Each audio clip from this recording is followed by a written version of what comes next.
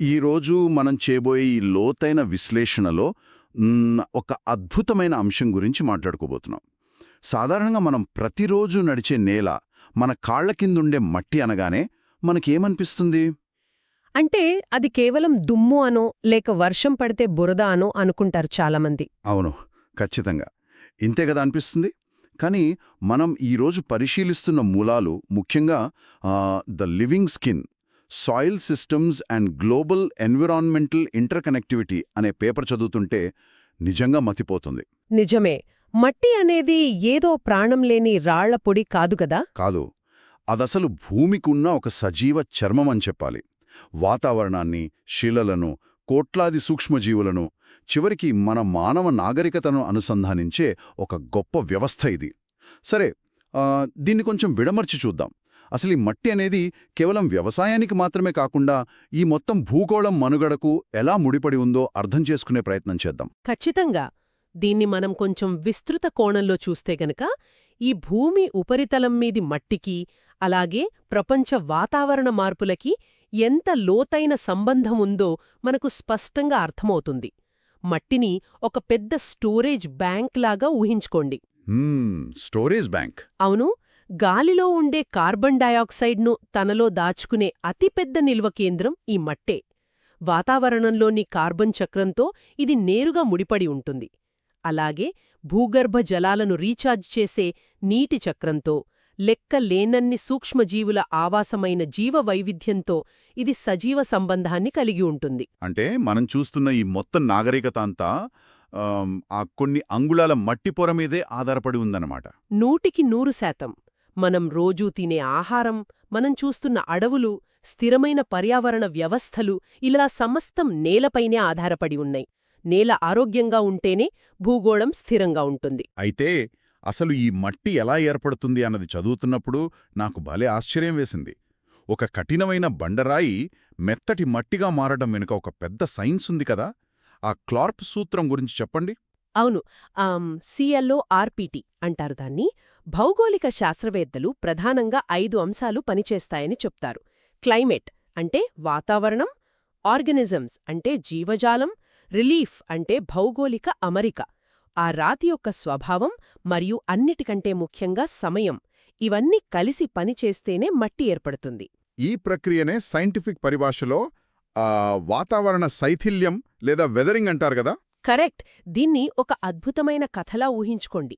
ఒక పెద్ద కఠినమైన బండరాయి మీద ఎండపడుతుంది, వానపడుతుంది, రాత్రికి చలికి ఆ రాయి ముడుచుకుంటుంది, పగలు ఎండకు యాకోచిస్తుంది. ఓ, దానివల్ల పగుళ్ళొస్తాయన్నమాట. అదే, ఆ పగుళ్లలో నీరు చేరి చలికాలంలో గడ్డకట్టి ఆ రాయిని పగలగొడుతుంది. ఆ తర్వాత గాలికి కొట్టుకొచ్చిన ఒక చిన్న విత్తనం ఆ పగుళ్ళో పడి మొలకెత్తి దాని వేర్లు ఆ రాయిని మరింత విడదీస్తాయి. వాటితో పాటు బ్యాక్టీరియా, శిలీంధ్రాలు రసాయన చర్యలు జరిపి ఆ రాయిని కరిగిస్తాయి. ఇదంతా జరగడానికి ఎంత సమయం పడుతుందంటారు? ఆశ్చర్యపోతారు. కేవలం ఒకే ఒక అంగుళం మట్టి ఏర్పడటానికి 100 నుంచి 1000 సంవత్సరాల సమయం పడుతుంది. ఒక అంగుళం మట్టికి 1000 సంవత్సరాలా? బాబోయ్, వింటుంటేనే ఆశ్చర్యంగా ఉంది. అంటే ఇప్పుడు మన కాళ్ల కిందున్న మట్టి కొన్ని లక్షల సంవత్సరాల నిరంతర శ్రమ అన్నమాట. సరే, అలా ఏర్పడిన మట్టి అంతా ఒకేలా ఉంటుందా అంటే అదీ కాదు. అవును. భూమిని లోతుగా తవ్వుకుంటూ పోతే అందులో వేర్వేరు పొరలు కనిపిస్తాయి. మన సోర్స్ మెటీరియల్స్లో దీని గురించి చాలా క్లియర్గా ఉంది. ఒక కేక్ని కట్ చేసినప్పుడు అందులో ఆ చాక్లెట్, వెనిలా పొరలు ఎలా ఉంటాయో మట్టిలో కూడా అలా పొరలుంటాయి కదా. అద్భుతమైన పోలిక. ఆ పొరలనే సాయిల్ హొరైజన్స్ అంటారు. OABCR అని పేర్లు పెడతారు. అన్నిటికంటే పైన ఆకులు, కుళ్ళిన చెట్లతో ఉండే ఆర్గానిక్ పొర ఉంటుంది. దాని కింద ఉండేదే వ్యవసాయానికి అత్యంత కీలకమైన టాప్ సాయిల్ లేదా ఏ హొరైజన్. ఈ పొర ప్రాముఖ్యత మామూలుది కాదు గదా. అసలు మానవ చరిత్రను, మహా సామ్రాజ్యాలను ఎక్కడ నిర్మించాలో ఈ పైపొర మట్టే శాసించింది అని చెప్పడంలో ఎలాంటి అతిశయోక్తి లేదు. ఉదాహరణకు మన భారతదేశంలోని గంగా సింధు నదీ మైదానాలను తీసుకుంటే ఇండో-గ్యాంగెటిక్ ప్లేన్స్ అంటాం కదా. అవును. హిమాలయాల నుంచి ప్రవహించే నదులు తమ వెంట అత్యంత సారవంతమైన మట్టిని తీసుకొచ్చి ఆ మైదానాల్లో పరిచాయి. ఆ మట్టి వల్లే అక్కడ వ్యవసాయం అద్భుతంగా పండింది. ఆహారం ఎక్కడ దొరికితే మనుషులక్కడే స్థిరపడతారు. అందుకే ప్రపంచంలోనే అత్యధిక జనాభా వేలేళ్లుగా ఆ ప్రాంతంలోనే స్థిరపడిందన్నమాట. ఖచ్చితంగా నాగరికతలు వికసించడానికి కారణం ఆ సారవంతమైన పైపొర మట్టే. ఇక్కడే అసలైన ఆసక్తికరమైన విషయం దాగి ఉంది చూడండి. సారవంతమైన మట్టి గురించి మాట్లాడుకుంటున్నాం కాబట్టి సాధారణంగా ఎవరికైనా ఏమనిపిస్తుందంటే ప్రపంచంలో దట్టమైన చెట్లతో ఎప్పుడూ పచ్చగా నిరంతరం వానలతో ఉండే ఉష్ణమండల అడవులు అంటే అమెజాన్ లాంటి ట్రాపికల్ రెయిన్ ఫారెస్టులలో మట్టి అత్యంత సారవంతంగా ఉంటుందని ఊహిస్తాం కదా. అవును, ఎందుకంటే అక్కడ అంత జీవం ఉంది, ఇన్ని రకాల చెట్లు జంతువులు ఉన్నాయి కాబట్టి ఎవరైనా అలాగే అనుకుంటారు. కానీ మనం చదివిన డేటా ప్రకారం చూస్తే ఆ ఉష్ణమండల అడవులలోని నేల చాలా తక్కువ సారాన్ని కలిగి ఉంటుంది. వినడానికి ఇది పూర్తిగా విరుద్ధంగా అనిపిస్తోంది కదా. ఇది నిజంగా చాలా మందిని ఆశ్చర్యపరిచే విషయం. దక్కమైన అడవుల్లో మట్టి కూడా దట్టమైన పోషకాలతో ఉంటుందనుకుంటారు. కానీ ఇక్కడ జరిగే సైన్స్ వేరు. ఏంటా సైన్స్? ఆ ఉష్ణమండల అడవుల్లో ఏడాది పొడవునా భారీ వర్షాలు కురుస్తాయి కదా, ఆ వర్షాల ధాటికి మట్టిలో ఉండే నైట్రోజన్, పొటాషియం, కాల్షియం లాంటి ముఖ్యమైన పోషకాలన్నీ నీటిలో కరిగిపోయి భూమి లోపలి పొరల్లోకి కొట్టుకుపోతాయి. అంటే మొక్కల వేర్లు చేరుకోలేనంత లోతుటి అన్నమాట. అవును, దీన్నే లీచింగ్ అంటారు. ఒక కాఫీ ఫిల్టర్లో నీళ్లు పోస్తే డికాక్షనంతా ఎలా కిందకు దిగిపోతుందో, ఈ భారీ వర్షాలు మట్టిలోని పోషకాలను అలా కడిగేస్తాయి. మరి పోషకాలు మట్టిలో లేకపోతే వందలడుగుల ఎత్తు పెరిగే ఆ మహావృక్షాలు, ఆ దట్టమైన అడవులు ఎలా బతుకుతున్నాయి? వాటికి ఆహారం ఎక్కడ్నించొస్తోంది? అక్కడే ప్రకృతి ఒక అద్భుతమైన వ్యవస్థను ఏర్పాటు చేసింది. ఆ అడవుల్లో పోషకాలు మట్టిలో ఉండవు, అవి బతికున్న చెట్లలోనే నిల్వ ఉంటాయి. దాన్ని బయోమాస్ అంటారు. ఓహో, అంటే చెట్లలోనే పోషకాలుంటాయా? అవును, ఒక చెట్టు ఆకు రాలగానే అక్కడున్న వేడి మరియు తేమ వాతావరణం వల్ల ఆ ఆకు వేగంగా కుళ్ళిపోతుంది. అది కుళ్ళిపోయి మట్టిలో కలవక ముందే ఉపరితలం మీదే వలలాగా పరుచుకునున్న ఇతర చెట్ల వేర్లు ఆ పోషకాలను వెంటనే పీల్చేసుకుంటాయి. ఇదొక అత్యంత వేగవంతమైన రీసైక్లింగ్ ప్రక్రియ లాంటిదన్నమాట. కరెక్ట్. అంటే ఆ అడవి దానికి కావాల్సిన ఆహారాన్ని తానే సృష్టించుకుంటూ, తానే వాడుకుంటూ బతుకుతుంటుంది. అందుకే ఒకవేళ మనం ఆ చెట్లను నరికేస్తే ఆ పోషకాల చక్రం ఆగిపోతుంది. ఇక అక్కడ పోషకాలను నిల్వ చేయడానికి ఏమీ ఉండదు కాబట్టి ఆ నేల సారం లేని మట్టిగా మిగిలిపోతుంది. లాటరైట్లాగా, ఇటుకరాయిలా మారిపోతుంది. అదన్మాట సంగతి. చెట్లు ఉన్నంతవరకే ఆ నేలకు బలం. అమెజాన్ అడవులను నరికేసి అక్కడ సోయాబీన్స్ లేదా పశువుల మేత పెంచుతామని చాలామంది ప్రయత్నించి విఫలం కావడానికి కారణం కూడా ఇదే కదా. అవును, ఆ నేలలో మళ్లీ వ్యవసాయం చేయడం దాదాపు అసాధ్యం. సరే, అడవుల్లోని మట్టి అంత సారవంతమైనది కానప్పుడు అసలు ప్రపంచంలో అత్యంత సారవంతమైన నేలలు ఎక్కడున్నాయి? మనం చదివిన ఆర్టికల్స్లో దీనికి సమాధానంగా మితమైన వర్షపాతం ఉండే సమశీతోష్ణ గడ్డి భూముల గురించి, అంటే టెంపరేట్ గ్రాస్లాండ్స్ గురించి ప్రస్తావించారు కదా. అవును, ఉదాహరణకు నార్త్ అమెరికాలోని ప్రైరీలు లేదా యురేషియాలోని చెర్నోజం ప్రాంతాలను తీసుకుంటే అక్కడ ప్రపంచంలోనే అత్యంత సారవంతమైన నేలలున్నాయి. ఆ గడ్డి భూములే అంత సారవంతంగా ఎందుకున్నాయి? దీనికి కారణం అక్కడ ఉండే వాతావరణం. అక్కడ భారీ వర్షాలు కురవవు కాబట్టి పోషకాలు నీటిలో కరిగిపోయి లోపలికి కొట్టుకుపోవు. పైగా ఆ గడ్డి వేళ్ళు భూమిలోకి చాలా లోతుగా 10-15 అడుగుల వరకు దట్టంగా అల్లుకొనుంటాయి. ప్రతి ఏడాది చలికాలంలో ఆ గడ్డి చనిపోతుంది, కాని ఆ చల్లటి వాతావరణం వల్ల అది వేగంగా కాకుండా చాలా నెమ్మదిగా కుళ్ళిపోతుంది. అంటే వేలాది సంవత్సరాలుగా నెమ్మదిగా కుళ్ళిపోవడం వల్ల? ఎగ్జాక్ట్లీ. భూమి లోపల మందపాటి హ్యూమస్ అనే నల్లటి పోషకాలతో నిండిన పొర ఏర్పడుతుంది. ఈ డార్క్ కలర్ మట్టి ఎంత సారవంతమైనది అంటే ఈనాటి ప్రపంచ జనాభాకు ఆహారం అందిస్తున్న ప్రధాన గోధుమ ఉత్పత్తి ప్రాంతాలన్నీ ఈ గడ్డి భూముల్లోనే ఉన్నాయి. ఇదొక అద్భుతమైన డిజైన్ లాగా ఉంది. పైకి కనిపించే ఆ చిన్న గడ్డి కింద భూమి లోపల ఒక పెద్ద అడవి తలకిందులుగా ఉన్నట్లు ఊహించుకోవచ్చు. అయితే ఇక్కడ నాకొక ఆలోచన వస్తోంది. అంత అత్యుత్తమమైన సారవంతమైన నేల ఉన్నప్పుడు అక్కడ గడ్డి మాత్రమే ఎందుకు పెరుగుతోంది? ఆ మట్టిలో దట్టమైన అడవులు, పెద్ద పెద్ద వృక్షాలెందుకు పెరగవు? ఈ భూముల్లో మితమైన వర్షం పడుతుంది, వేసవిలో బాగా ఎండలుంటాయి. ఇలాంటి వాతావరణంలో అప్పుడప్పుడు పిడుగులు పడటం వల్ల లేదా అత్యధిక ఉష్ణోగ్రతల వల్ల సహజంగానే అగ్ని ప్రమాదాలు జరుగుతాయి. ఓ, మంటల వల్ల చెట్లు పెరగవా? అవును, ఎండిన గడ్డికి నిప్పు అంటుకుని 100 కిలోమీటర్లు మంటలు వ్యాపిస్తాయి. ఈ మంటల వల్ల అక్కడ మొలవడానికి ప్రయత్నించే చిన్న చిన్న చెట్ల మొక్కలు కాలిపోయి నాశనమవుతాయి. కాని లోతైన వేళ్లు ఉన్న గడ్డి మాత్రం పైకి కాలిపోయినా లోపల బతికే ఉంటుంది. వర్షం పడగానే మళ్లీ వేగంగా పెరుగుతుంది. భలే ఆసక్తికరంగా ఉంది. దీన్నే ఫైర్ క్లైమాక్స్ ఎకోసిస్టమ్ అంటారు. వాతావరణం, వృక్షజాలం, మట్టి, మంటలు అన్నీ ఒకదానితో ఒకటి ఎంత అద్భుతంగా అనుసంధానమయ్యున్నాయో చూడండి. మంటలు ఆ పర్యావరణ వ్యవస్థను నాశనం చేయడం లేదు, పైగా దాన్ని కాపాడుతున్నాయి. నిజంగానే ఇదొక అద్భుతమైన సమతుల్యత కదా.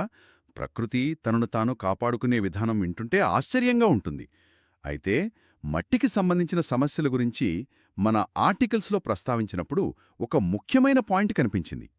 నేల సారం తగ్గడమనేది ఒక సమస్య అయితే, నేల కోత లేదా సాయిల్ ఎరోజన్ అనేది అత్యంత ప్రమాదకరమైన విపత్తు అనందులో స్పష్టంగా ఉంది కదా. అసలు ఈ రెండింటి మధ్య ఉన్న ప్రధాన తేడా ఏమిటి? ఇది మనం చాలా జాగ్రత్తగా అర్థం చేసుకోవాల్సిన పాయింట్. నేలసారం తగ్గడమంటే మట్టిలో పోషకాలు అయిపోవడం. ఉదాహరణకు, మనం ఒకే పొలంలో పదే పదే ఒకే పంట వేస్తే ఆ మట్టిలో నైట్రోజన్ తగ్గిపోవచ్చు. అది ఒక రసాయన సమస్య. దాన్ని మనం బయట నుంచి ఎరువులు వాడి లేదా పంట మార్పిడి ద్వారా మన్ని బాగు చేయవచ్చు అనుకుంటా. అవును. కాని నేల కోత అనేది పూర్తిగా భౌతిక నష్టం. ఇందాక మనం చెప్పుకున్నట్టు, ఒక సెంటీమీటర్ సారవంతమైన పైపొర ఏర్పడడానికి వందలు వేల సంవత్సరాలు పడుతుంది. కాని అడవులను నరికేసినప్పుడు ఆ భూమి పైపొర రక్షణ కోల్పోతుంది. అప్పుడు వర్షం పడితే మొత్తం కొట్టుకుపోతుంది కదా. ఒకే ఒక్క భారీ వర్షానికి వేల సంవత్సరాలుగా ఏర్పడిన సారవంతమైన మట్టి మొత్తం వరద నీటిలో కొట్టుకుపోతుంది. ఈ భౌతిక నష్టాన్ని మనం ఎన్ని ఎరువులు వేసినా పూడ్చలేము. ఇది పునరుత్పత్తి కాలేని వనరు కింద లెక్క. సరే, దీని ఇంకొంచెం లోతుగా చూద్దాం. అడవులు నరికేయడం వల్ల మట్టి కొట్టుకుపోతుంది, దానివల్ల మళ్ళీ అడవులు పెరగవు. అంటే ఇదొక భయంకరమైన చక్రీయ ప్రభావం, ఒక ఫీడ్బ్యాక్ లూప్ లాంటిదన్నమాట. అవును, అదొక డేంజరస్ లూప్. చెట్లున్నప్పుడు వాటి వేర్లు మట్టిని గట్టిగా పట్టి ఉంచుతాయి, వర్షపు నీటిని నెమ్మదిగా భూమిలోకి ఇంకేలా చేస్తాయి. కాని చెట్లు లేనప్పుడు వర్షం నేరుగా మట్టిని గుద్దుతుంది, భూమిలోకి నీరు ఇంకదు. ఆ నీరంతా ఉపరితలం మీదుగా వేగంగా ప్రవహించి వరదలుగా మారుతుంది. ఆ వరదలు భూమి కోతను మరింత పెంచుతాయి. మట్టి కోసుకుపోతే అక్కడ మళ్లీ మొక్కలు మొలవడానికి ఆధారమే ఉండదు. మొక్కలు లేకపోతే మళ్లీ కోత పెరుగుతుంది. ఇలా ఇది ఎక్స్పోనెన్షియల్ స్థాయిలో విపత్తును సృష్టిస్తుంది. ఇది లీనియర్గా, అంటే 1, 2, 3, 4లా నెమ్మదిగా పెరిగే నష్టం కాదు. 2, 4, 8, 16 లాగా విపరీతంగా పెరిగిపోతుందన్నమాట. అవును, ఊహించని వేగంతో పెరిగిపోయే ప్రమాదం. మొదట్లో చిన్న నష్టంగా కనిపించినా నేలకోత ఒక నిర్దిష్ట స్థాయి దాటిన తర్వాత ఆ భూమి పూర్తిగా ఎడారిలా మారిపోతుంది. దాన్ని ఆపడం ఎవరితరమూ కాదు. పర్యావరణ వ్యవస్థలు ఇలాగే కుప్పకూలుతాయి. అయితే ఇంతకీ ఇదంతా దేన్ని సూచిస్తోంది? ఇదంతా కేవలం మట్టికి, వ్యవసాయానికి మాత్రమే పరిమితమనుకుంటే పొరపాటే.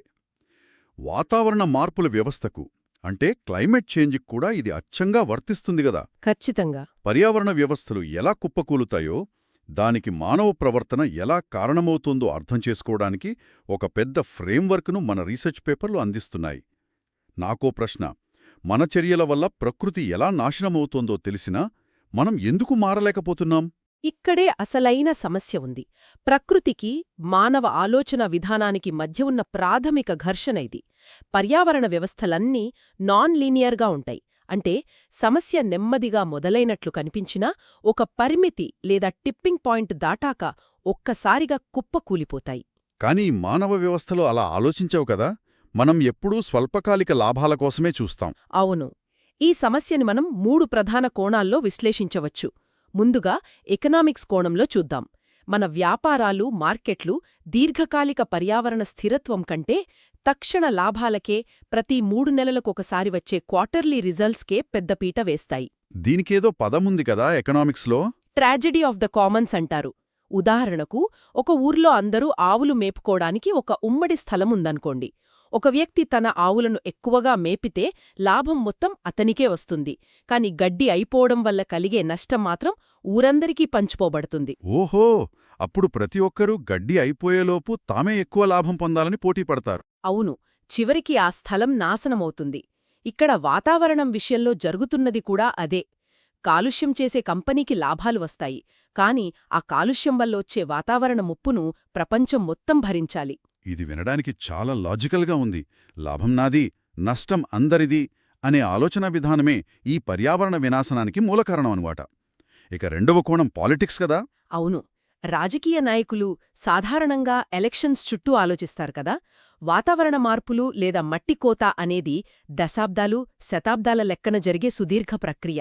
కాని రాజకీయ నాయకులు 4 లేదా 5 ఏళ్ల ఎన్నికల చక్రంలో మాత్రమే ఆలోచిస్తారు. వాళ్లకు తక్షణమే కనిపించే ఫలితాలు కావాలి. కరెక్ట్. ప్రారంభోత్సవాలను, ఉచిత పథకాలను ఇష్టపడతారు తప్ప 50 ఏళ్ల తర్వాతొచ్చే ముప్పును ఆపడానికి ఇప్పుడు కఠిన నిర్ణయాలు తీసుకోలేరు. నివారణ అనేది కంటికి కనిపించని విజయం. నిజమే. ఒక ముప్పును ముందే ఆపేస్తే ఎవరూ హీరో అనరు. కాని విపత్తు వచ్చిన తర్వాత చేసే సహాయం అందరికీ కనిపిస్తుంది. అందుకే రాజకీయ వ్యవస్థలు దీర్ఘకాలిక పర్యావరణ సమస్యలను పరిష్కరించడంలో ఫెయిల్ అవుతున్నాయి. ఇక మూడవది అత్యంత ఆసక్తికరమైనది సైకాలజీ. మనుషుల మెదడు పరిణామ క్రమంలో ఎలా డిజైన్ చేయబడిందంటే మనం తక్షణ ప్రమాదాలకు మాత్రమే వేగంగా స్పందిస్తాం. వందల వేలేళ్ల క్రితం అడవుల్లో బతికిన మనిషికి ఒక సింహం ఎదురుగా వస్తే వెంటనే పారిపోవడం ముఖ్యం. అంతే తప్ప 10 ఏళ్ల తర్వాత వర్షాలు పడవన్నది అతనికి అనవసరం. అవును. ఆనాటి మెదడే ఇప్పటికీ మనకుంది. దశాబ్దాల పాటు నెమ్మదిగా వచ్చే వాతావరణ మార్పుల ముప్పును మన మెదడు ఒక తక్షణ ప్రమాదంగా స్వీకరించదు. దాన్ని వాయిదా వేస్తూ వస్తుంది. దీన్నే ప్రెజెంట్ బయాస్ అంటారు. పర్యావరణ వ్యవస్థలు ఒక్కసారిగా కుప్పకూలే స్వభావాన్ని కలిగి ఉంటే మన ఆలోచనా విధానం షార్ట్ టర్మ్గా ఉంది. ఇక్కడే పర్యావరణానికి మానవ ప్రవర్తనకు మధ్య అసలు ఘర్షణంతా దాగి ఉందన్నమాట. ఇదంతా వింటుంటే మరి ఈ సమస్యకు పరిష్కారమే లేదా అనిపిస్తోంది. శాస్త్రవేత్తలకు ఏం జరుగుతోందో తెలుసు. దాన్ని ఆపడానికి కావలసిన టెక్నాలజీ ఉంది. పునరుత్పాదక ఇంధనాలు ఎలా వాడాలో తెలుసు. అయినా ఎందుకు మనం సరైన చర్యలు తీసుకోలేకపోతున్నాం? ఇక్కడొక ముఖ్యమైన ప్రశ్న రైజ్ అవుతుంది కదా. అసలు సమస్య జ్ఞానం లేకపోవడం కాదు. సమస్య ఎక్కడుందంటే ఒక సమన్వయ లోపం. దీన్నే ల్యాక్ ఆఫ్ కోఆర్డినేషన్ అనొచ్చు. వాతావరణ స్థిరత్వం అనేది ఏ ఒక్క దేశానికో సంబంధించిన విషయం కాదు. అది ప్రపంచం మొత్తానికి సంబంధించిన పబ్లిక్ గుడ్. దీన్నే గేమ్ థియరీలో ప్రిజనర్స్ డైలమా అంటారు కదా. అవును. దీన్ని సింపుల్గా చెప్పుకుందాం. దేశం ఏ మరియు దేశం బి అని 2 దేశాలున్నాయనుకుందాం. దేశం ఏ కాలుష్యాన్ని తగ్గించడానికి ఫ్యాక్టరీలను మూసేసి ఆర్థికంగా నష్టపోతే, దేశం బి ఆ ఫ్యాక్టరీలను తన దేశంలో పెట్టుకుని మరింత కాలుష్యం చేస్తూ ఆర్థికంగా బలపడొచ్చు. అందుకే ప్రతి ఒక్క దేశం ముందు వాళ్లు కాలుష్యం ఆపని తర్వాత మేమాపుతాం అని ఎదురుచూస్తుంటాయి. ఎగ్జాక్ట్లీ. అందరూ కలిసి ఏకకాలంలో నియమాలు పాటిస్తేనే దీనికి పరిష్కారం దొరుకుతుంది. కానీ ఎవరూ ముందడుగు వేయడానికి సిద్ధపడరు. చాలా ఆసక్తికరం. మరి ఈ సమన్వయ లోపాన్ని పరిష్కరించాలంటే ఎవరైనా ఒక గ్లోబల్ అథారిటీ ఉండాలి. అందర్నీ శాసించే ప్రభుత్వం ఉండాలి. కాని వాస్తవ ప్రపంచంలో అది సాధ్యం కాదు. అందుకే మనం చదివిన రీసెర్చ్ పేపర్స్లో కార్బన్ ప్రైసింగ్ అనే ఒక అద్భుతమైన ఆర్థిక సాధనం గురించి ప్రస్తావించారు. అవును, కార్బన్ ప్రైసింగ్. వాతావరణ మార్పులను కేవలం ఒక నైతిక బాధ్యతగా వదిలేకుండా దాన్ని పూర్తిగా ఒక ఆర్థిక సమస్యగా మార్చడం దీని ఉద్దేశమని నాకు అర్థమైంది. కార్బన్ ప్రైసింగ్ అనేది వాతావరణ మార్పులకు చాలా శక్తివంతమైన, ఆచరణాత్మకమైన పరిష్కారం. మనుషులకు నీతులు చెబితే వినరు, కానీ వాళ్ళ జేబులోంచి డబ్బులు పోతున్నాయంటే వెంటనే అలర్ట్ అవుతారు కదా. అవును, డబ్బుల దగ్గరే అసలు కథ మొదలవుతుంది. వారు అందుకు కొంత పన్ను కట్టాలి. అప్పుడు మార్కెట్ దానంతటదే సర్దుబాటు చేసుకుంటుంది. బొగ్గు లేదా చమురు వాడే ఫ్యాక్టరీల యజమానులు ఆ కాలుష్య పన్నును భరించలేక తమ లాభాలు తగ్గిపోతుండడం చూసి వెంటనే దానికి ప్రత్యామ్నాయంగా సోలార్ లేదా విండ్ పవర్ వాడటం ప్రారంభిస్తారన్నమాట. అవును, ఇది పలానా టెక్నాలజీనే వాడాలి అని ప్రభుత్వం చెప్పాల్సిన అవసరం లేకుండా చేస్తుంది. సాంకేతికత పట్ల తటస్థంగా ఉంటూ పర్యావరణ హితమైన కొత్త ఆవిష్కరణలను ప్రోత్సహిస్తుంది. కాలుష్యం చేయడం ఆర్థికంగా నష్టమనిపించినప్పుడు మార్కెట్ శక్తులే స్వయంగా తమ తెలివితేటలను ఉపయోగించి సమస్యను పరిష్కరించే దిశగా అడుగులు వేస్తాయి. నిజంగా ఎంత అద్భుతమైన ప్రయాణం! ఈరోజు మనం ఎక్కడనుంచో మొదలుపెట్టాం. భూమి పొరల కింద ఉన్న కఠినమైన రాళ్లు శైథిల్యం చెంది వేలాది సంవత్సరాల పాటు ప్రకృతి పడే శ్రమ వల్ల ఒక చిన్న మట్టి పొరగా మారడం దగ్గర మొదలుపెట్టి పైకి పచ్చగా కనిపించే ఉష్ణమండల అడవుల కింద నేల నిస్సారంగా ఉంటుందని, గడ్డి భూముల కింద అత్యంత సారవంతమైన మట్టి దాగి ఉంటుందని తెలుసుకున్నాం.